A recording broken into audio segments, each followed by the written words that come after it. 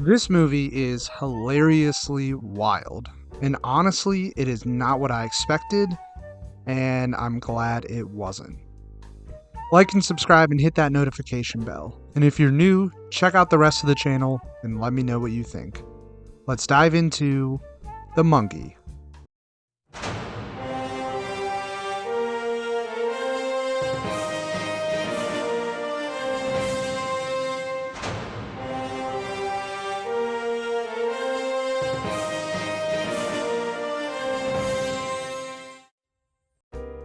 This movie is directed by Osgood Perkins, hot off his success from last year with Longlegs, and I gotta say, I enjoyed this movie a lot more than that one. I didn't dislike Longlegs, but I think my expectations were a little bit different than what that final product ended up being. I enjoyed the first half of Longlegs, the whole FBI dark serial killer mystery, and I kind of thought the entire movie was going to be like that. And towards the latter half, when it kind of switched to more of a unbelievable sort of supernatural horror film, that's where it kind of lost me. And I don't mind supernatural horror. I actually enjoy that genre a lot. I just don't think the overall tone of that film in its entirety meshed well. It was just weird going from this creepy, kind of overly serious FBI procedural drama to what we got in the climax. And it's not a bad film. I still enjoy it. There are parts of it that are very good. It's just the film as a whole wasn't my favorite. But The Monkey, I think Perkins does a great job of holding the entire tone of this film throughout, which is just a horror comedy, and it's very heavy on the comedy, which I enjoyed, because the whole through line of this film is how we deal with the inevitability of death, and what we do with that pain, that loss, that suffering, and how we overcome it. And I think in a lot of ways, a lot of people deal with that subject matter with humor, and Perkins through this film kind of highlights that. And I think it's the best aspect of this film. This film never takes itself seriously, which I appreciated. It's constantly just poking fun at itself and its characters and the situations that people get themselves in, and the gore and the violence. It's great. This movie's a lot of fun. I enjoyed it a lot. It's very simple narrative-wise. I mean, there's not much to it. There's this monkey that gets passed down in the main character's family, and it has the power to essentially kill people in the most wild, weird, and unexpected ways just by hitting its drum. And so the whole premise is to not wind this monkey up, and if you do, there's going to be like chaos and death that ensues because of it. And so you have these two brothers, Hal and Bill, who they receive this monkey after they find it in their father's closet, who has, disappeared and left the family. And they, they use it. They kind of figure out what it does by accident. They wind it up one night and it just randomly kills their babysitter.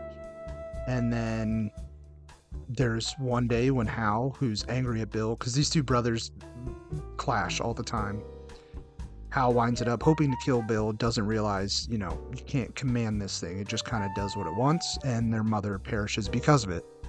Flash forward like 25, 30 years, whatever. The brothers have grown apart. Bill very much blames Hal for their mother's death. Hal has a son who's like 13, I think, probably. Very estranged from him, only sees him once a year because he's afraid if he gets too close, he'll put his son in danger. And Bill finds the monkey and starts setting it off, causing just unimaginable chaos throughout this town as he's trying to get revenge and kill Hal for what he did to their mom.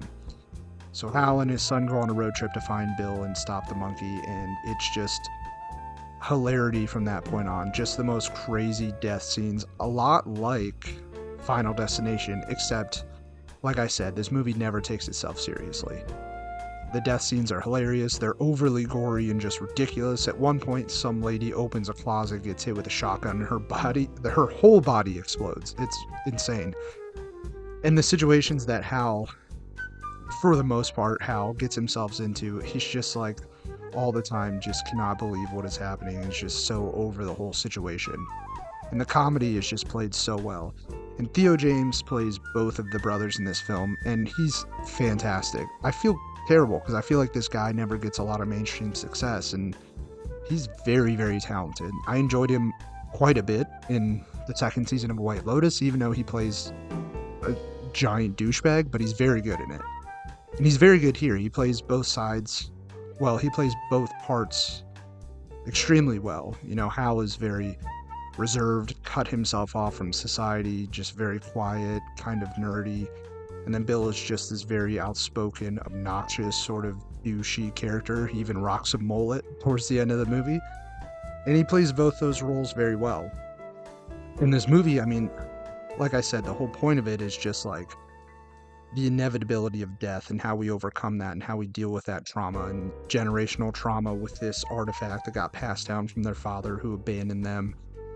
And, you know, it's very graphic, very violent, but in the end, it's very weirdly uplifting, which is great. I mean, Hal and his son end up reconciling their differences with each other and the time that they've lost, and they decide that, you know, in the end, they're going to take the burden on of just watching over this monkey to make sure no one ever utilizes it again, and they sort of bond over this burden that they're going to share together. And in the end, they go out and they're just like, you know what, let's go spend some time together just as father and son. And they kind of drive off as like the whole town is just up in flames, people are dying left and right.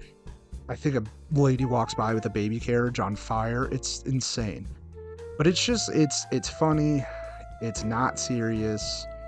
The horror elements are good, performances are great, and it's just, if you enjoy this type of movie, I think you'll have fun with it. Granted, it's not going to be for everybody.